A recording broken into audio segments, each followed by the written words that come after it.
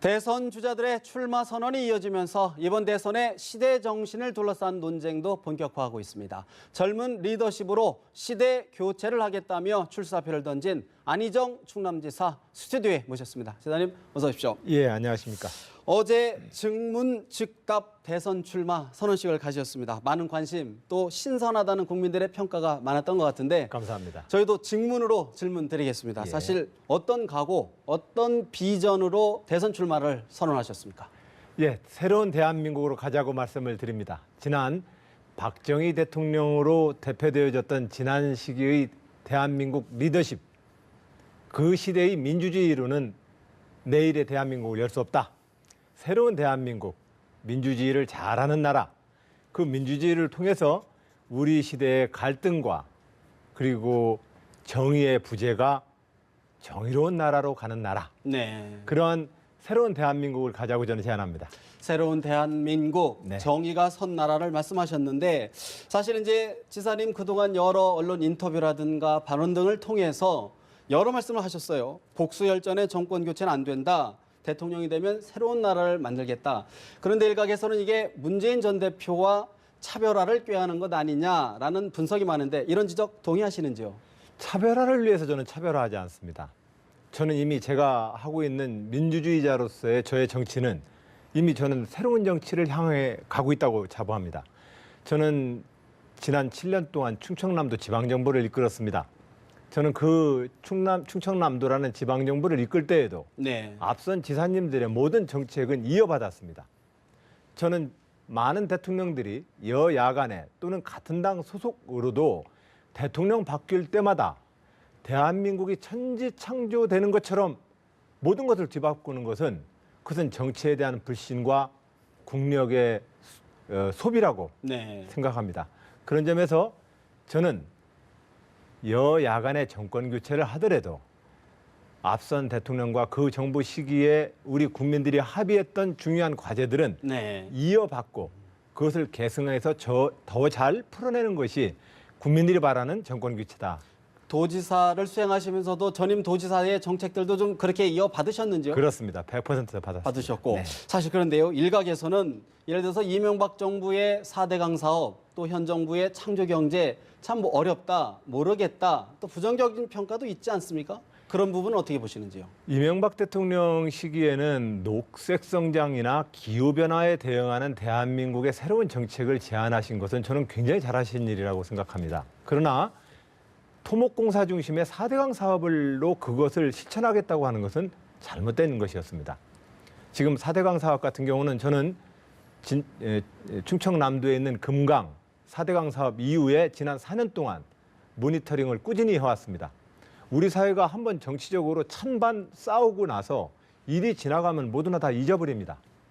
이래서는 우리 대한민국의 민주주의 수준이 저는 축적이 안 된다고 생각을 합니다. 네. 그래서 저는 지난 4년 동안 금강의 사업에 대한 모니터링을 기반으로 중앙정부에 새로운 금강 보호와 그리고 금강 정비 사업에 대한 제안을 하고 있습니다. 예. 저는 전임 대통령 시절에 했었던 정책이라 할지라도 그것이 가지고 있는 긍정적인 측면이 있다면 잘 계승해서 그것이 대한민국의 미래를 여는데 동력으로 만들겠다 이 말씀을 드립니다. 사실 이제 같은 맥락에서 민주당 문재인 전 대표 사드 관련해서 여러 분석 논란들이 있습니다. 지사님 그 정책 사실은 이제 전임 정부의 합의 존중해야 된다라는 취지로 말씀하셨는데 어떤 의미인지 다시 한번 설명해 주실 수 있겠습니까? 전임 정부의 정책이라기보다는 사드 문제는 우리의 전통적인 우방이자 우리의 실질적인 안보의 중심축이 되고 있는 한미 군사 동맹 간의 합의입니다. 이제 트럼프 대통령은 올 6월까지 전 세계에 대한 트럼프 행정부의 대외 전략을 정비할 것입니다. 또한 우리나라도 차기 정부를 이끄는 분이 차기 정부의 지도자로 등장하셔서 트럼프 대통령과 함께 새로운 아시아 전략을 논의해야 합니다. 네. 그 논의하는 과정에서 이 아시아 지역에 있어서의 이 사드 문제를 뿐만이 아니라 한미 군사 동맹이 예. 아시아 권역의 이 중국과 일본의 문제를 어떻게 풀 것인지 긴밀히 논의하는 과정에서 이 문제는 풀려 나가야 된다고 새로운 생각합니다. 전략 접근법으로 해야 된다. 그런 취지의 말씀이신데. 예, 전통적 우방과의 네. 합의 사항을 다음번 정부를 이끌 지도자들이 선거를 앞두고 찬반으로 나뉘어서 그것을 뒤집는 것도 사실상은 우리의 도리가 아닐 뿐만 아니라 현명한 전략일 수 없습니다. 사실 예. 그런 발언들로 인해서 지사님을 평가하면서 상당히 실용주의적 노선을 걷고 계신 것 아니냐라는 평가가 있는데요. 이재명 성남시장을 향해서는 국민은 공짜 밥을 원하지 않는다. 이런 측면에서 포퓰리즘을 좀 경계를 했는데 어떤 맥락의 언급이신지요? 이재명 시장님을 단순히 겨냥하지는 않았습니다. 저는 우리 국민들이 정치에 대해서 지금 불신하고 있는 현실에 대해서 지적을 하고 있는 것입니다. 국민들은 정치에 대해서 표가 나오면 선거 때 뭐든 다 약속한다는 불신을 가지고 계십니다. 그리고 많은 국민들은 네. 다 눈먼 돈이라는 표현을 쓰십니다. 국가의 주요한 정책이 선거 공간에서 표를 얻기 위해서 눈먼 돈이라고 하는 이 국민의 불신을 우리는 극복해야 된다는 말씀을 드리는 것입니다. 예. 그래서 우리는 선거 공간에서 국가가 복지면 복지, 안보면 안보, 우리가 나가야 될 원칙과 방향에 대해서 우선 후보자들은 이야기를 하시는 것이 순서다. 예. 구체적인 계층과 지역을 향해서 공약이라는 이름의 무언가를 주고 네. 표를 얻는 이러한 선거와 정치로는 새로운 대한민국을 만들지 못할 것이라는 저의 소신을 말씀을 드립니다. 사실 이제 복지 관련해서 우리 사회가 굉장히 양극화가 심화돼 있고 또 뭐 기본소득이라든가 복지에 대한 욕구가 굉장히 팽배해 있는데 이런 부분에 대한 어떤 정책적 비전, 대안을 갖고 계신지요? 복지의 기본은 김대중 대통령 시절에 국민기초생활보장법이 만들어진 이후 지난 20년 동안 대한민국은 복지국가를 지향해 왔습니다.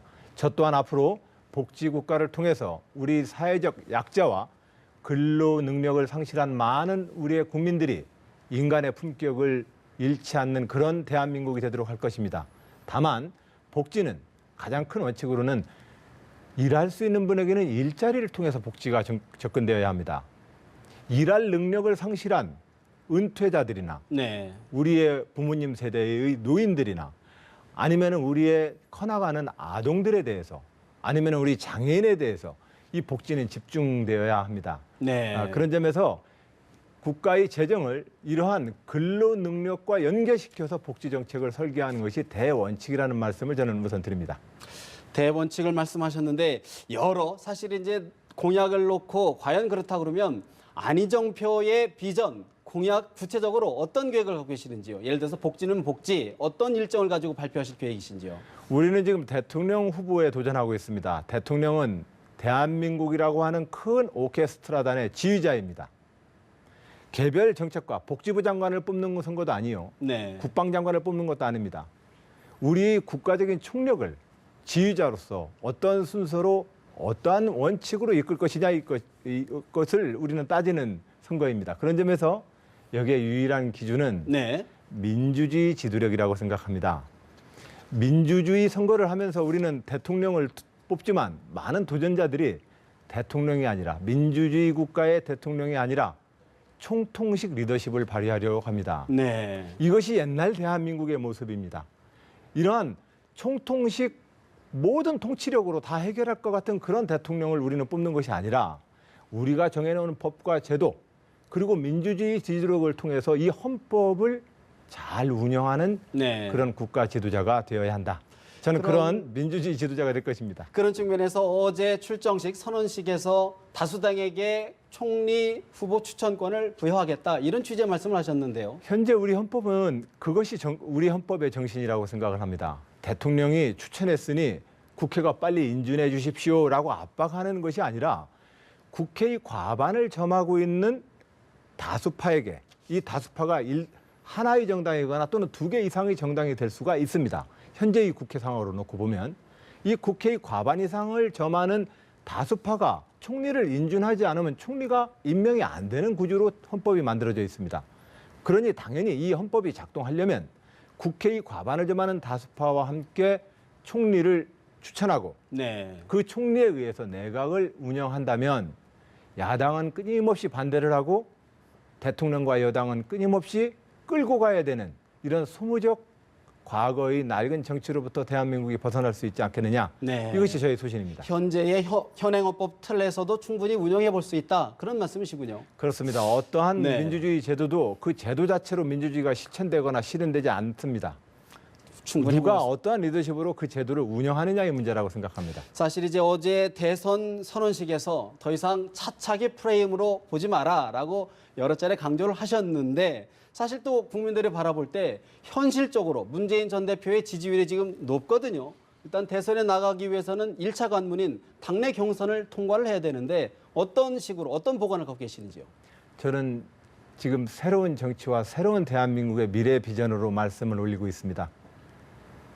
저의 도전은 단순한 야당으로의 정권 교체 그 이상의 의미를 요구하는 국민들께는 저의 이 비전과 주장이 저는 그분들의 마음에 다다를 거라고 생각을 합니다.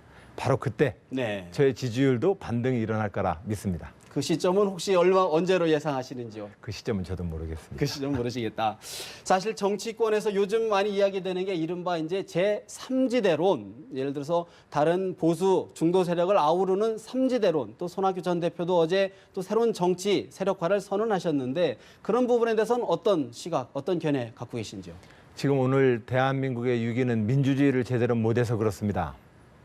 이 민주주의는 헌법에 나와 있듯이 정당 정치를 제대로 할 때라야만 지켜집니다. 선거 때마다 한 번 만들어졌다가 다음 선거 때는 없어지는 그 정당으로 어떻게 대한민국의 민주주의가 지켜지겠습니까? 매번 선거 때마다 봐왔던 풍경입니다. 네. 저는 민주화 세대로서 또 민주당의 젊은 정치인으로서 30여 년 동안 정당 생활을 원칙 있게 해왔습니다. 네. 이 정당주의자로서 저는 그 무원칙한 정당 정치 행위에 대해서 비판을 합니다. 그건 옳지 않습니다. 그렇다면 정략적으로 접근해야 될 부분이 아니라면 예를 들어 그러면 지금 반기문 전 유엔 사무총장의 행보도 정치권에선 주목을 받고 있는데 여러 발언 언급을 통해서 강하게 비판을 해오신 걸 알고 있습니다. 어떤 시각으로 보고 계신지요? 새로운 정치를 원하는 국민은 좀 더 책임 있고 무거운 정치를 해달라는 것이지 정당 정치를 무시하라고 하는 요구는 저는 아니라고 생각합니다. 대한민국을 이끌겠다라고 하는 소신과 신념이 있으셔서 나서셨다면 어떠한 소신과 신념으로 동지를 모을 것이며 그러한 소신과 신념으로 적합한 정당이 무엇인지를 먼저 정해야 합니다. 저는 이 정당을 못 정하고 있는 그 자체가 반기문 총장님이 가지고 있는 현실 정치인으로서의 한계를 보여주는 거라고 생각합니다. 한계를 보여주는 것이다라고 말씀을 하셨는데 사실 이제 반기문 전 총장 귀국 일성으로 정치 교체를 말씀하셨습니다. 안희정 지사님께서는 시대 교체를 말씀하고 계십니다. 어떤 차이, 어떤 비전의 차이가 있는 것인지요? 반기문 총장님이 말씀하시는 정치 교체에 대해서는 제가 자세히 그 내용을 모르겠습니다. 제가 주장하는 시대 교체는 지난 시절 권위주의적 통치 그리고 정부 주도형 경제 발전 전략 네. 그리고 서울 중심의 중앙 집권 시대 이런 시대를 자치분권 시대로 그리고 민주주의 시대로 민주주의 헌법으로 이 시대를 바꾸자는 것입니다. 네. 그리고 그러한 것은 정치가 국민에게 지금 불신받고 있는 이 불신의 강을 뛰어넘어서 정치인은 다 그분이라는 이 국민의 불신을 뛰어넘기 위한 우리 모두의 노력이 필요합니다. 저는 그 노력을 위해서 30년 동안 노력해왔습니다. 네. 정당인으로서 훈련 받아왔고 지금 이 순간에도 그 원칙으로 민주주의 지도자로 성장하기 위해서 노력하고 있습니다. 그렇다 그러면 시대 교체의 요체, 핵심은 정당 정치, 민주주의 이런 말씀으로 이해를 해도 되는 겁니까? 네. 그렇다고 하면 마지막으로 질문을 드리겠습니다. 사실 향후 이번 정치 정국 차기 정권을 어느 분이 담당하더라도 개헌 또 연정 이 부분은 새로운 화두가 될 것 같은데 그 부분에 대한 견해는 어떤 의견을 갖고 계신지요? 현행 헌법대로 하면 됩니다. 현행 헌법이다. 예. 지금 어느 분이 대통령이 되시더라도 그 대통령이 소속되어 있는 정당은 의회의 과반이 안 됩니다. 반드시 총리를 국회로부터 인준받고 네. 내각을 꾸리려면 의회의 과반을 점하는 다수파와 협업을 하지 않으면 이 헌법은 작동 불가능하도록 설계되어 있습니다. 현재의 헌법이 그러함에도 불구하고 이제까지 우리 모든 정부들은 대통령들은 네. 대통령이 되시고 나서 의회를 압박해서 총리를 인준해달라고 요구를 했습니다. 이런 형태로는 야당은 끊임없이 죄를 뿌리고 여당은 무슨 수를 써서라도 끌고 가야 되는 이 정쟁의 대한민국 정치를 극복할 수가 없다. 현행 헌법대로 민주주의의 좋은 리더십으로 민주주의를 작동시켜야 한다. 이렇게 말씀드립니다. 마지막으로 20대 대통령 후보 또 20대 대통령, 대한민국 대통령이 된다 그러면 어떤 대통령이 되겠다. 마지막으로 짧게 말씀 한번 해주시죠. 예, 본격적인 민주주의 대한민국을 만들겠습니다. 민주주의 선진 대한민국을 통해서 우리 시대가 안고 있는 저성장, 양극화, 그리고 분단과 안보 외교의 위기를 새로운 시대 정신으로 세대 교체를 통해서 새로운 대한민국으로 이끌겠다는 말씀 올립니다.